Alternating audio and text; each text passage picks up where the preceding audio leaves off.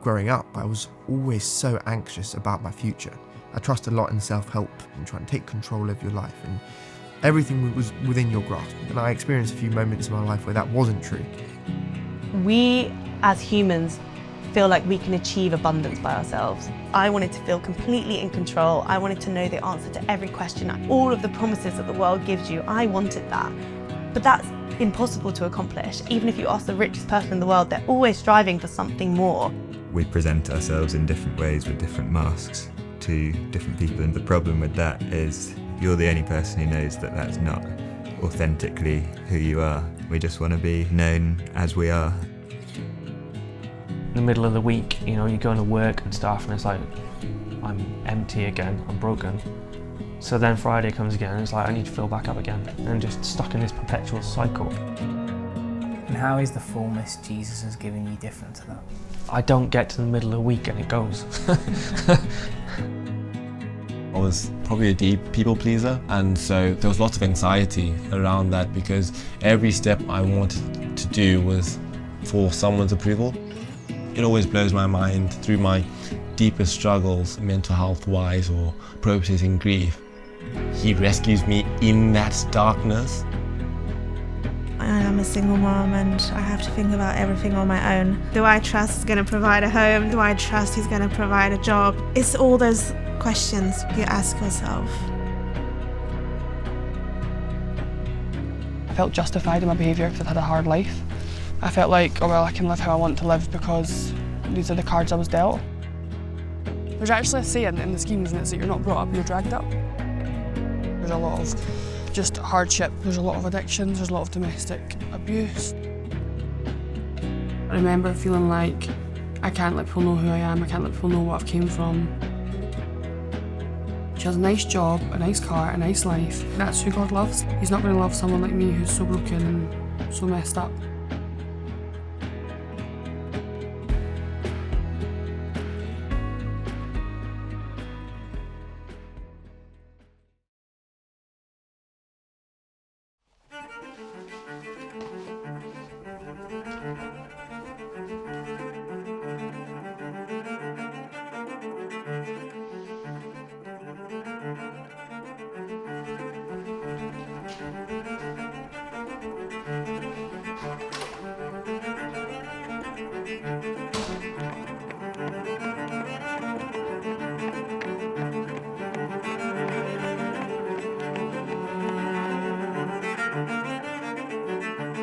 You're going to have to hold that the whole way through.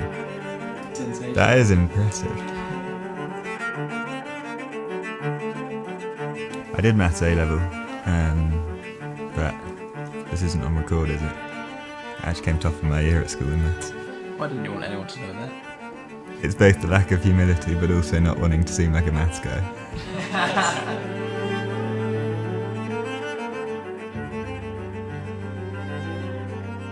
I basically just felt unbelievably lucky. I had a really kind, stable family, lived in a nice place with lots of good things. I coasted quite happily through most of my childhood. Were you aware at the time that you had a sort of, pretty good life growing up? Yeah, definitely. Yeah, it was just pretty obvious.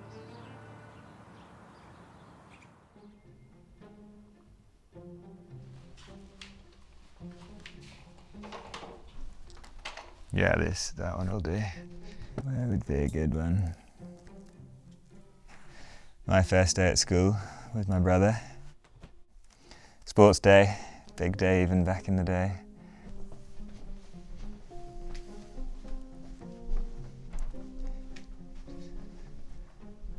This is kind of, you can see Mum and Dad's obsession with photos, just absolutely everywhere. And you can kind of tell all I spent most of my time at school doing was sport, cricket or football. Probably the nervy times for me, because I was a batsman, would be walking out of here, out to the middle, and then try and hang around there for as long as I can, which usually wasn't long enough. I absolutely loved it at school. Yeah, I got packed off to boarding school, which was maybe not everyone's dream. For me, it was just so fun because you're with your friends all day at the weekends and in the evening. We just played non-stop sport.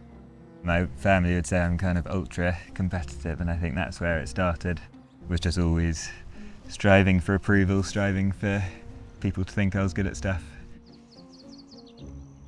Just wary of tying this all up again if you're coming through.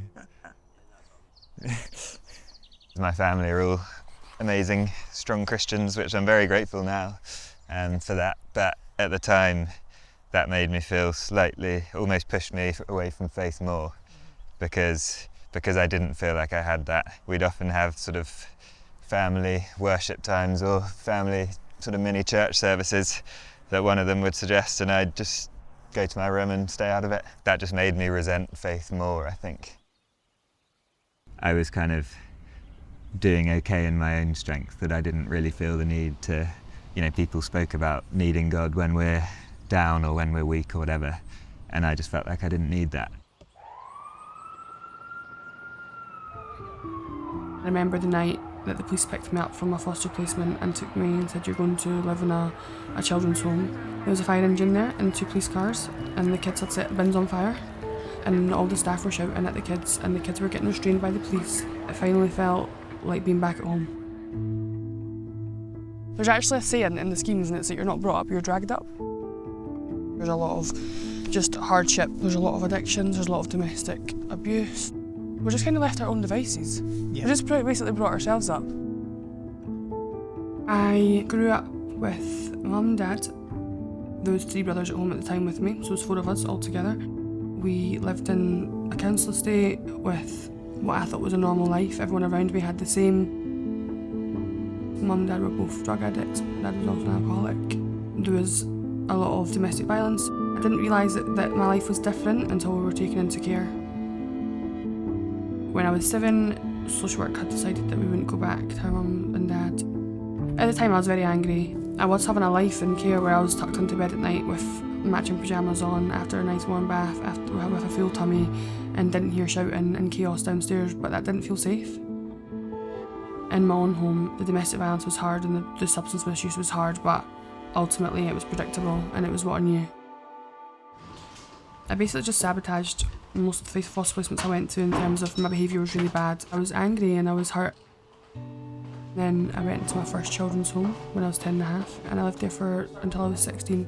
My older brothers, I'd started to see them go downhill, taking drugs and being homeless, and I remember thinking, like, I don't want that to be my life, I don't want to live like that. What came with that was also just this idea that I need to disassociate from my childhood and I need to pretend none of it happened. So I made friends who were normal, who were not in the care system, and I'll just pretend that I'm them. I felt so lonely and so lost, but I remember feeling like I can't let people know who I am, I can't let people know what I've came from. So Jude became my social worker when I was 8. I liked her at the start. And then she started to tell me that I couldn't get my belly button pierced, and I wasn't allowed to smoke, and I wasn't allowed to do what I wanted to do. I used to refuse to meet her, I was pretty horrible to her, and she still stood by me, she was still there. Everyone else had left. And when I became 18 and she stopped being my social worker, I didn't expect her to stay in touch with me, but she did. She offered to come around and help me paint my flat. I was just like, oh, she'll come help me a few times and then she'll never speak to me again. And then she came to my house to paint, and she had a t-shirt on that had John 3:16 on it.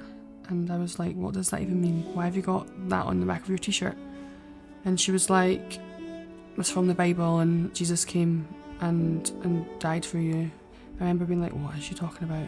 And I never thought any more of it, to be honest. I was just like, that's for her, and that suits her lifestyle. She has a nice job, a nice car, a nice life. That's who God loves. Like, he's not going to love someone like me who's so broken and so messed up.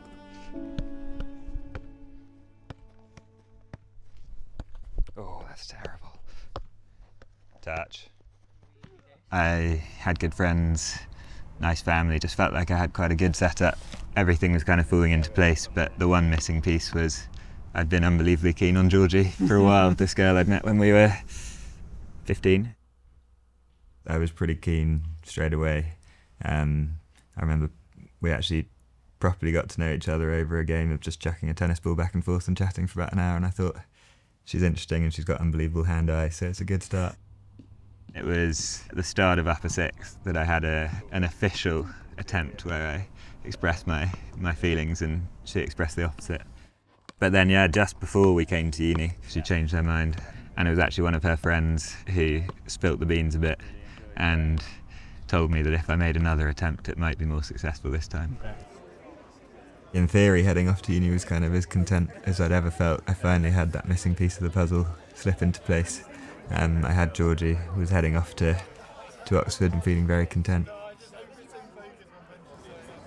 So I left the care system, felt like I was free from it, but also very scared as well, because I was like, how do I live as an adult in a world that's hard and that I'm not necessarily going to fit into well. I didn't speak to Mum when I was in care at all, really. She was in prison. She had been released from prison maybe for like a year, and she phoned me and was like, oh, they've got good news to tell you. I thought she was going to tell me she was to rehab or something. She was like, I'm pregnant. I got told from my siblings that Abby was born addicted to heroin. She had went into foster care at birth. I was still 18, partying, living my own life, but I also knew that there was a broken system that was just waiting for her. Abby went back to her parents. She got rehabilitated back to her parents' care when she was 14 months old, and 3 days after, her dad domestically abused her mum. There was no women's aid places to take them that weekend, and they asked me if they could come live in my house. She sat on my sofa, out of her face. I was just left to my own devices with this baby, and so I just kind of had to learn how to change a baby and feed a baby. This was on the Friday this all happened. She went out on the Saturday to get more drugs, and I told her not to come back. Social work couldn't get hold of her. And then they phoned me a couple of weeks after that, being like, would you consider keeping her? I'll be very honest, I've only ever said this to one person. At the time, I'd said yes to keeping Abby, because I felt like that was the right thing to do. But I had no idea how I was going to live my life up for her. I had no idea how I was going to raise a child. Talk us through like how uni life felt, how were you spending your time? Very little work. I had 1 contact hour a week that I had to be at, so it was 1 essay a week. We'd settle into the library over there at about 6 p.m. on a Monday, start the process of reading, and we wouldn't leave till we were done, which was normally like 3-4 a.m, and then probably go sleep till midday or something, and then have the other 6 days having fun, playing sport, hanging out with friends. So yeah, it was good. It was good first year. I'd said to Jude, like, what did I do? I don't understand anything about being a parent to a baby. And she was like, there's a toddler group at my church if you want to go to it. And I was like, nah, I'm not going to a church. Because in my brain I had like pictured all old ladies with their grandkids and all judging me for being a young single parent. A couple months had went by and I was faced with more problems, and so I phoned Jude again and was like, do you not know of any other places that have toddler groups? And she was like, why don't you just try the one at church and I'll take you in. We went into church and there was people who looked like me, people who sounded like me. I could sense that this wasn't the middle class church that I thought God wanted, and so I was just like, wow, these are a bit crazy people as well, like me. At the very start of my second term, the uni Christian Union would go away on something called Getaway, and because I'd met lots of these church people, in a particular couple in my college, said, why don't you come along? And yeah, that's kind of where things changed a bit. One just had a great time, but I think was persuaded by the talks that we had from a guy called Stephen Foster in a way I never have before. I think there was a sort of deep longing for something more. I couldn't really have been given more in a worldly sense, and still I think I knew it wasn't kind of enough to deeply satisfy. But then you've got this guy who I was kind of persuaded that he died and rose again, which is pretty remarkable and kind of shows he can do anything. And then next thing he's saying, come to me and I offer true satisfaction. I offer life to the full. So I felt really excited and just a sense of belonging when I first walked in, knowing that God loves people who are chaotic and broken. Then I started reading the Bible with one of the ladies from the church. I never stepped foot back out of the church. I went on a Monday morning for a toddler group, and I started going the next again Sunday. I was then thinking, but how do I get that? Like, what now? If I believe it, like, what do I need to do? And he said something like, he asked himself at the end of the year, what did it cost him being a Christian that year? And if the answer's nothing, then he wasn't experiencing it fully, because it's when we count the cost with Jesus, I think, that we really get to know him. It was that line that really spoke to me, because I probably would have called myself a Christian when it was convenient, but couldn't think of a single time I'd counted the cost or sacrificed. Maybe that's why it's never clicked for me. I've just had it as this little add-on when actually it needs to be. I want the real deal. I want it in its fullness. So I remember chatting lots to my brother, to Jess, and I remember praying and reading the Bible with them a bit and talking about what might obedience look like. And I think I knew straight away what it might look like, but probably didn't admit it straight away, but eventually admitted it was to be willing to give up Georgie. We weren't living as Christians, neither of us had an actual relationship with Jesus. I knew if we went on like that, it wouldn't be helpful for my faith, and I wanted to, for the first time, wanted to kind of prioritise faith over these things that the world could offer, one of which was Georgie. One of my favourite passages is John 2, Jesus' first sign in John's Gospel. He goes to this wedding, they're all having a great time, and then some of the people organising the wedding quietly realise that they're running out of wine. It's a big deal. They've run out of wine. It's like they've made a big error here. In that culture where there would have been some shame around that, Mary steps in and say, yeah, come on, Jesus, no, do something about this. I love her kind of approach to Jesus. She could see that the family would be brought to shame, and she knows who Jesus is, and she's probably thinking, Jesus, do something. Jesus is saying, like, what does this have to do with me? Jesus says, you know, my hour has not yet come. You're kind of like, okay, what's he going to do here? But still, after that response, his mom, Mary, goes to servants and tells these servants to do whatever Jesus says. Then Jesus speaks to the servants and he's like, these are water jugs. 6 massive water jars of sort of 100 or so litres each. Fill them up. Just fill them up, right to the brim. You can imagine they're probably like, what? He didn't say fill it to the, halfway or to just the top. He said to the brim. And I can just imagine these big pots, really just even tippling over. He turns this water into some wonderful top quality, like Chateauneuf de Pape wine.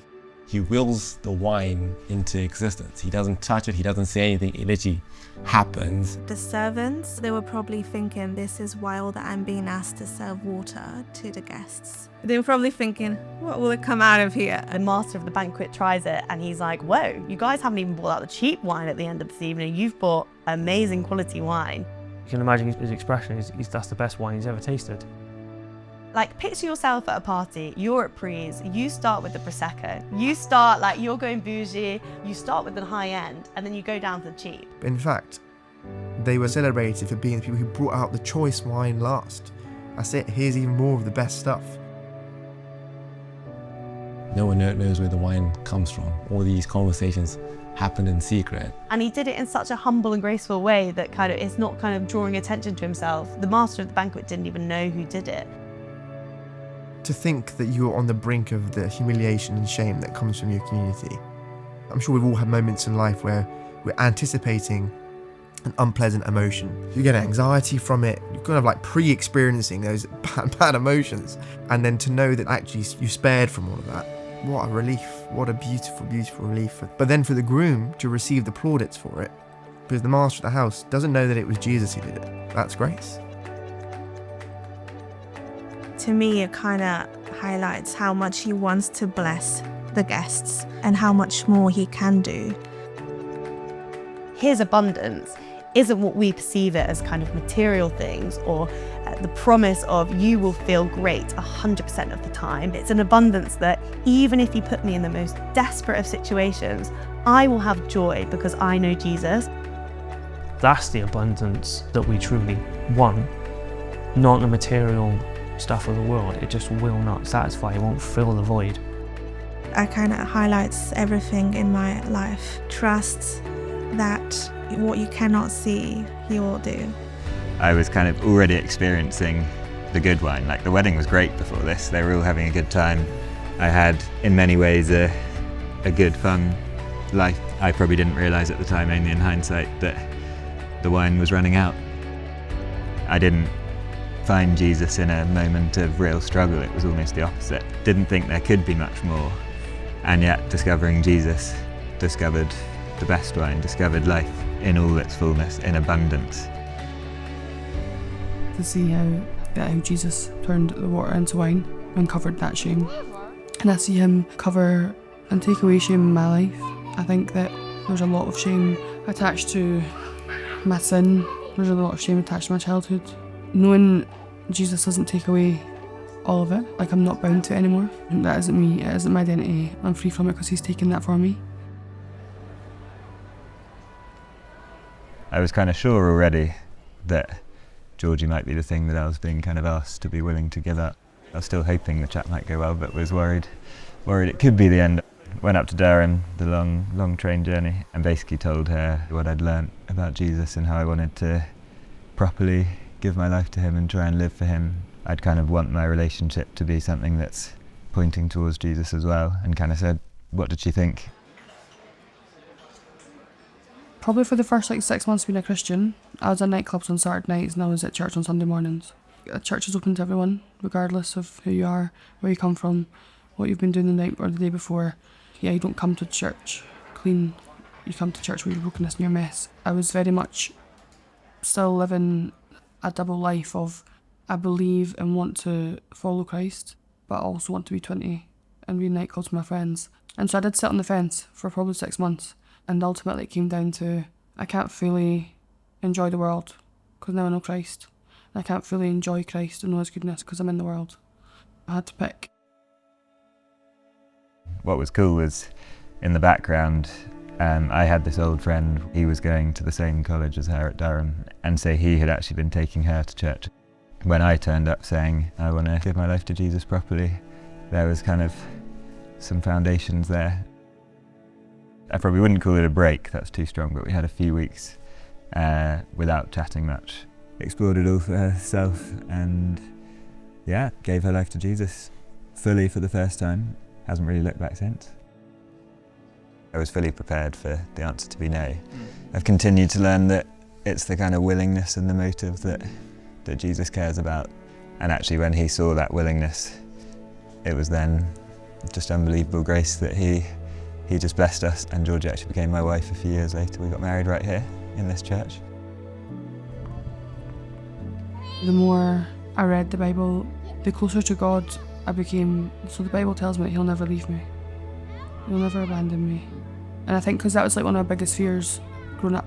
It was hard to believe it, but now that I've lived it, I've lived God not abandoning me, bringing joy into my life when life has been hard.